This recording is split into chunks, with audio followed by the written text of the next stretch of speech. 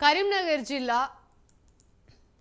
జిల్లా మానుకొండూరు చెరువు వద్ద గణేష్ నిమజ్జనం ఏర్పాట్లను మంత్రి పొన్నం ప్రభాకర్ స్థానిక ఎమ్మెల్యే కవ్వంపల్లి సత్యనారాయణ జిల్లా కలెక్టర్తో కలిసి పరిశీలించారు.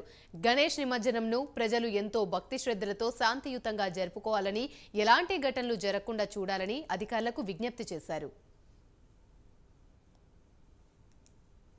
గణేష్ నవరాత్రి ఉత్సవాలను అత్యంత దైవ భక్తితోటి నిర్వహించుకొని 16వ తేదీ సోమవారం నాడు కరీంనగర్ పట్టణ కేంద్రంలో ఏర్పాటు చేసినటువంటి వందలాది గణేష విగ్రహాలను మానకొండూరు చెరువులో, కొత్తపల్లి చెరువులో, చింతకుంట కెనాల్లో 3 జాగాలలో నిమజ్జనం చేస్తారు.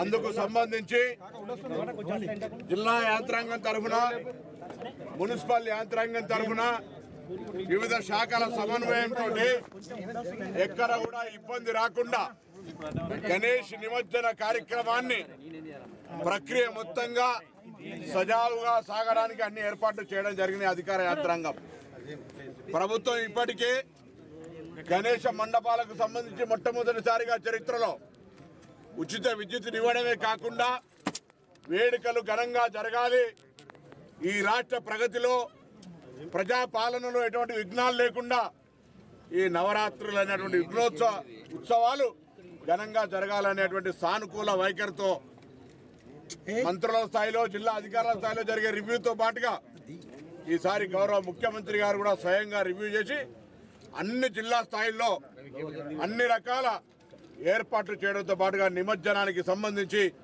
ఎక్కడ కూడా ఇబ్బంది రావద్దనే విధంగా ఆదేశాలు ఇవ్వడం జరిగింది.